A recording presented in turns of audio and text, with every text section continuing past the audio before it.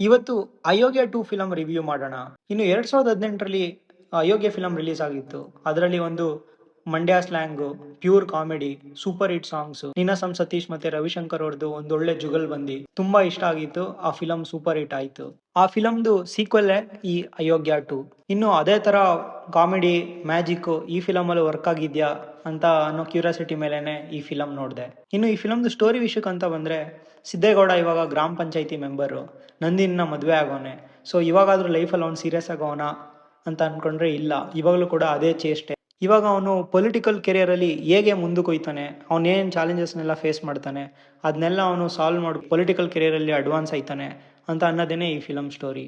ಇನ್ನು ಈ ಫಿಲಂದು ಪಾಸಿಟಿವ್ಸ್ ಬಗ್ಗೆ ಮಾತಾಡೋದಾದ್ರೆ, ಮಂಡ್ಯ ಸ್ಲ್ಯಾಂಗ್ ಇಲ್ಲಿ ತುಂಬಾ ಚೆನ್ನಾಗಿ ವರ್ಕ್ ಆಗಿದೆ. ಇವಾಗ ನಾನು ಮಂಡ್ಯದವನ ಆಗಿರೋದ್ರಿಂದ ನನಗೆ ತುಂಬಾನೇ ಕನೆಕ್ಟ್ ಆಯ್ತು. ಇವನ್ ಫಸ್ಟ್ ಪಾರ್ಟ್ ಕೂಡ ಈ ಪಾರ್ಟ್ ಅಲ್ಲೂ ಅದೇ ತರ ವರ್ಕ್ ಆಗಿದೆ. ಇನ್ನು ಈ ಫಿಲಂದು ಮೇನ್ ಹೈಲೈಟ್ ಅಂದ್ರೆ ಅದು ನೀನಾಸಂ ಸತೀಶ್ ಅವ್ರದ್ದು ಒಂದು ಪರ್ಫಾರ್ಮೆನ್ಸ್. ಈ ಫಿಲಂದು ಮೇನ್ ಜೀವಾಳನೆ ಅವರು ಅಂತ ಹೇಳ್ಬೋದು. ಅಂತ ಒಳ್ಳೆ ಸ್ಟ್ಯಾಂಡರ್ಡ್ ಪರ್ಫಾರ್ಮೆನ್ಸ್ ಅವ್ರದ್ದು. ಅಯೋಗ್ಯ 1 ಆದ್ಮೇಲೆ ಇನ್ನು ಈ ಅಯೋಗ್ಯ 2 ಅಲ್ಲೇ ನನ್ಗೆ ಅವ್ರದ್ದು ಆಕ್ಟಿಂಗ್ ಇಷ್ಟೊಂದು ಮಜಾ ಕೊಟ್ಟಿದ್ದು. ಇನ್ನು ರವಿಶಂಕರ್ ಅವ್ರ ಬಗ್ಗೆನೂ ಮಾತಾಡಂಗೆ ಇಲ್ಲ.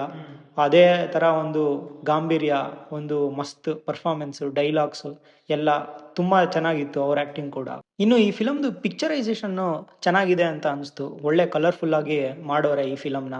ಅಲ್ಲಲ್ಲೇ ಕಾಮಿಡಿನೂ ಚೆನ್ನಾಗಿತ್ತು, ಗಿರೀಶು ಮತ್ತೆ ಶಿವರಾಜ್ ಕೆ.ಆರ್. ಪೇಟೆ ಅವ್ರದ್ದು. ಸೆಕೆಂಡ್ ಹಾಫ್ ಅಲ್ಲಿ ಬರೋ ಅಂತ ಪೊಲಿಟಿಕಲ್ ಆಂಗಲ್ ತುಂಬಾನೇ ಚೆನ್ನಾಗೈತೆ ಅಂತ ಅನಿಸ್ತು, ಮಜಾ ಕೊಡ್ತು ಅದು ಕೂಡ. ಇನ್ನು ಈ ಫಿಲಂದು ನೆಗೆಟಿವ್ಸ್ ಬಗ್ಗೆ ಮಾತಾಡೋದಾದ್ರೆ, ರಚಿತಾ ರಾಮ್ ಈ ಫಿಲಂ ಹೀರೋಯಿನ್ ಅಂತ ಅನ್ಕೊಂಡು ಹೋಗಿದ್ದೆ.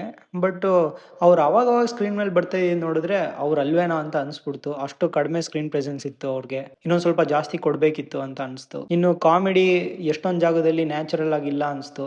ಏನೋ ಮಾಡಿಸ್ಬೇಕಲ್ಲ ಅಂತ ಮಾಡಿಸ್ದಂಗಿತ್ತು. ಇನ್ನು ಫಸ್ಟ್ ಹಾಫ್ ಒಂದ್ ಸ್ವಲ್ಪ ಲ್ಯಾಗ್ ಆದಂಗ ಅನ್ಸ್ತು, ಸ್ವಲ್ಪ ಬೋರ್ ಹೊಡೆದಂಗೆ. ಇನ್ನು ಈ ಫಿಲಂ ಅಲ್ಲಿ ಅಂತ ಹೊಸದು ಏನು ಇಲ್ಲ ಪಾರ್ಟ್ 1 ಹೋಲಿಸಿದ್ರೆ ಅಂತಾನು ಅನಿಸ್ತು ನನಗೆ.